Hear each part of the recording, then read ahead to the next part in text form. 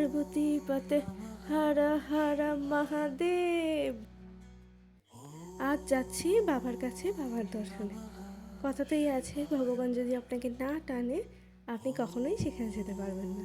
অনেক দিন থেকে ইচ্ছে ছিল যাবো তারকেশ্বর, কিন্তু যাওয়া আর হয়ে উঠছিল না। অনেকবার গেছি এর আগে, কিন্তু কখনো আমার বরের সাথেই যাওয়া হয়নি। তাই আজকে দুজন মিলেই বেরিয়ে পড়েছি সকাল সকাল। সকাল বাজে এখন প্রায় 8টা। আর এই যে আমরা যাচ্ছি এখন দামোদরের ধার ধরে। ওই যে দামোদর নদী, এখান থেকে কৃষ্ণদাও যাবে। তো আগে কৃষ্ণদার বাড়িতে চলে এসেছি, আর এখান থেকে দামোদরটা দেখা যাচ্ছে ভারী সুন্দর। তাই ভাবলাম আপনাদের সাথেও এটা শেয়ার করি। এই ধারেই হচ্ছে একটি লজ, আর এমন দামোদরের ধারে যদি একটা লজ থাকে তা কী সুন্দরই না লাগে বলুন দেখি। লজ না হয়ে যদি এটা আমার বাড়ি হতো, আমার বোধহয় আরও বেশি ভালো লাগতো। ও আজ তো আগে আপনাদের নমস্কার বলে স্বাগতই করা হয়নি। নমস্কার, কেমন আছেন আপনারা সবাই? আশা করছি আপনারা খুব ভালো আছেন। আজকের ব্লগটা যদি ভালো লাগে তাহলে লাইক বা কমেন্ট বা শেয়ার করতে বলবো না, বলবো বাবার কাছ থেকে একবার ঘুরে আসবেন। আমরা এখন চলে এসেছি তারকেশ্বর। এটা হলো মন্দিরের ভিতরের জায়গাটা। মন্দিরের ভিতরে তো আর ফোন অ্যালাউ নেই, সেখানে ক্যামেরা দিয়ে ছবি তোলাও যায় না। তো সেখানে আমি আপনাদের কিছু দেখাতে পারবো না, সেটা আপনারা নিজের চোখে এসে দর্শন করবেন। তবে হ্যাঁ, একটা কথা বলে রাখি, শ্রাবণ মাস ছাড়া অন্য যে কোনো মাসে সোমবার আর রবিবার কিন্তু বাবার মাথায় জল দেওয়া যায় না, চোঙের মধ্যে জল দিতে হয়। আর যদি আপনারা বাকি দিনগুলোতে আসেন সেখানে কিন্তু আপনারা বাবার মাথায় জল ঢালতে পারবেন। আমার বাবার বাড়িতে যে শিবলিঙ্গটা আছে সেটা কিন্তু এই তারকেশ্বর থেকেই নিয়ে যাওয়া। আসল পাথর নকল পাথর জানি না, মনে ভক্তি দিয়ে পুজো করলে রাস্তা থেকে কুড়িয়ে আনা একটা পাথরও আপনি ভগবানকে খুঁজে পাবেন, স্বয়ং মহাদেবকে কিন্তু খুঁজে পাবেন।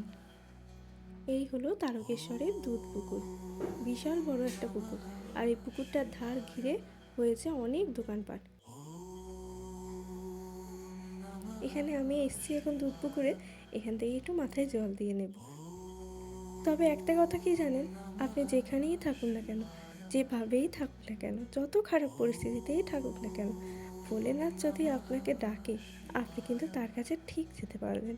একটা ছোট্ট গল্প বলি।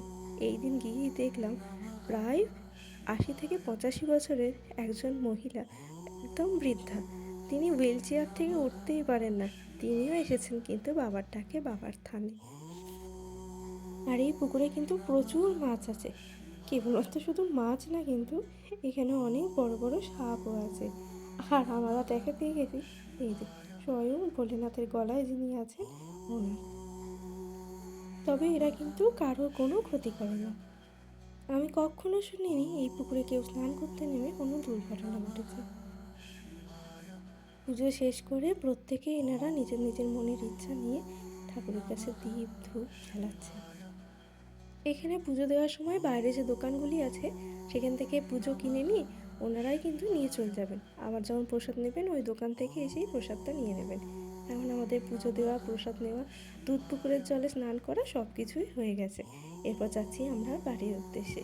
মনে যে কি একটা অপরূপ তৃপ্তি অনুভব করছি, মনটা যে কি শান্ত হয়ে গেছে সেটা আপনাদের বলে বোঝাতে পারবো না। আর এখান থেকে নিয়ে নিয়েছিলাম একটু আচার, তারপরে যাবো এবার বাড়ির দিকে। শেষ হয়েও যেন ব্লগটা আজকে আর শেষ হচ্ছে না। সবাইকে ওম নমঃ শিবায় বলে আজকে ব্লগটা এখানেই শেষ করছি। সবাই ভালো থাকবেন, সুস্থ থাকবেন, সম্ভব হলে একবার গিয়ে ঘুরে আসবেন।